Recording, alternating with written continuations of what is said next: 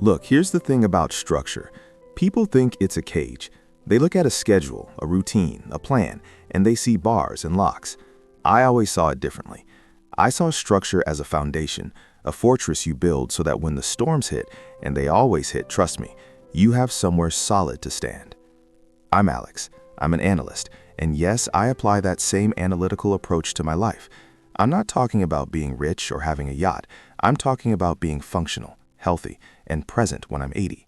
My health wasn't just a habit, it was the biggest long-term investment I was ever going to make. My routine was simple, consistent, and according to my ex-fiancée, Emily, utterly soul-destroying. It started at 5:30 a.m., sharp, no snooze button.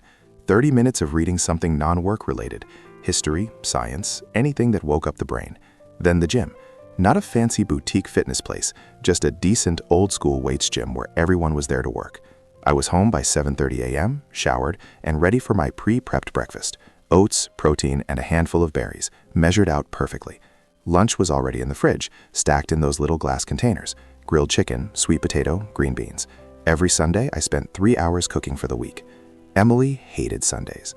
Alex, she'd sigh, leaning against the kitchen counter, watching me weigh out portions. Do we really have to smell fish and broccoli for 3 solid hours? Can't we just, I don't know, order a pizza and watch a movie like normal people?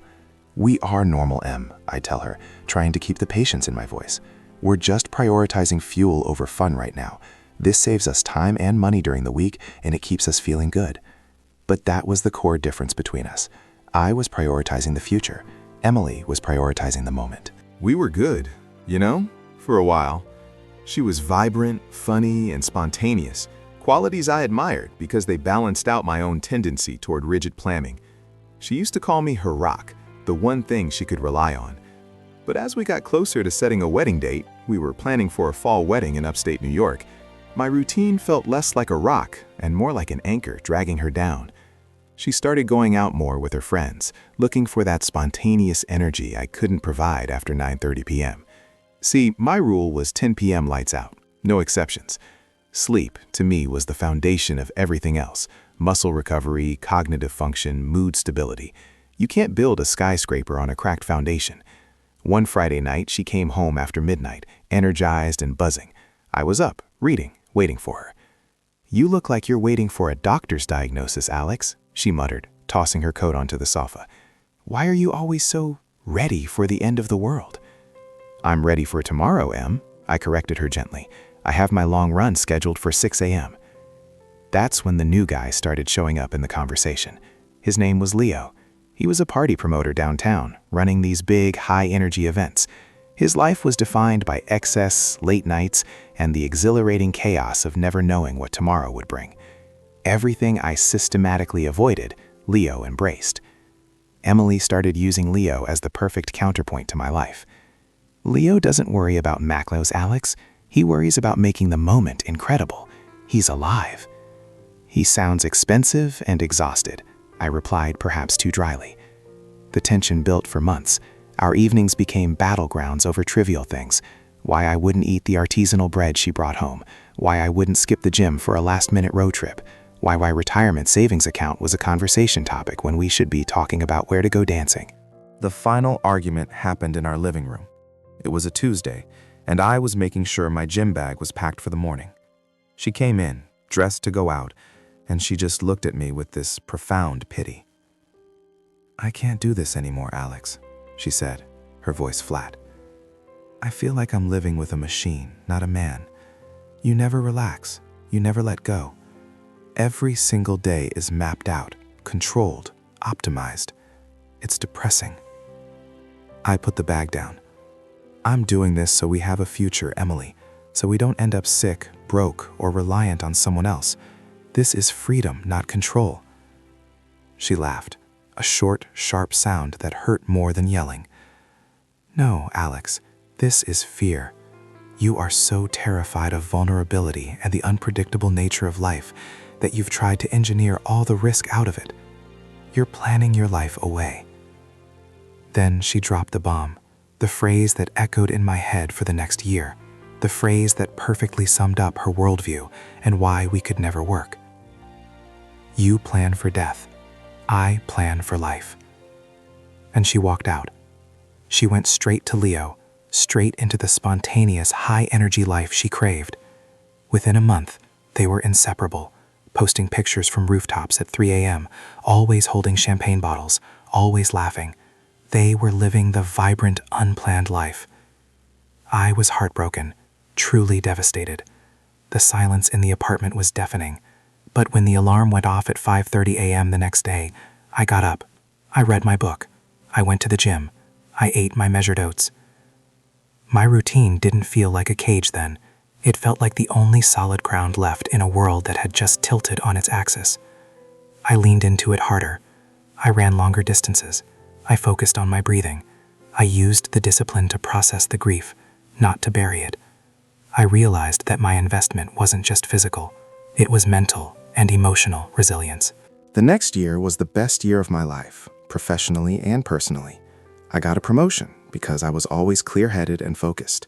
I found new hobbies, rock climbing, which required serious commitment and planning, but offered incredible views. I started dating again, meeting people who appreciated the stability I offered, who understood that structure isn't boring, it's reliable. I achieved a kind of peace, a quiet confidence that came from knowing I was entirely self-sufficient. I didn't need chaos or adrenaline to feel alive. I found life in the quiet strength of consistency. Then, about 18 months after Emily left, the news started filtering in through mutual friends. Leo, the charismatic, high-energy party promoter who lived entirely in the moment, had suffered a massive health crisis. It wasn't a sudden accident. It was a detonation of years of neglect. Constant stress, zero sleep, a diet of late-night fast food and alcohol, and the relentless pressure of keeping the party going finally caught up to him. He had a major cardiac event, complicated by severe, unmanaged hypertension. He was only 35. The immediate party stopped. The spontaneity vanished. Leo survived, but the recovery was brutal. He couldn't work. He required long-term, expensive care, specialized medication, and, ironically, a rigorous, almost monastic level of discipline to manage his condition. He had to follow a strict, low-sodium, low-fat diet. He had to take medication at precise hours. He had mandatory rest periods. His life, which had been defined by excess and freedom, was suddenly defined by the exact kind of rigid planning that Emily had fled. And Emily was right there, managing it all. The burden of stability had landed squarely on her shoulders. I didn't seek her out, but about 6 months into Leo's recovery, I ran into her at the grocery store. I was in the produce aisle, grabbing my weekly supply of kale and sweet potatoes. I almost didn't recognize her. She looked drained. The sparkle was gone. Her eyes held a deep, tired exhaustion I had never seen before. She was pushing a cart loaded with items I knew well: low-sodium cans, bland crackers, specialty prescribed foods. She saw my cart, my neatly stacked glass containers of pre-cooked meals for the week, and she stopped dead. "Alex," she whispered, her voice rough. "Emily, how are you?" She gave a small, humorless laugh. "How do you think?" "It's a lot. Leo is home, but he needs constant monitoring. Everything has to be scheduled. He gets anxious if the medication is even 10 minutes late. We can't go out. We can't eat anything fun. We spend 3 hours at the pharmacy every week." She gestured vaguely at my prepped meals.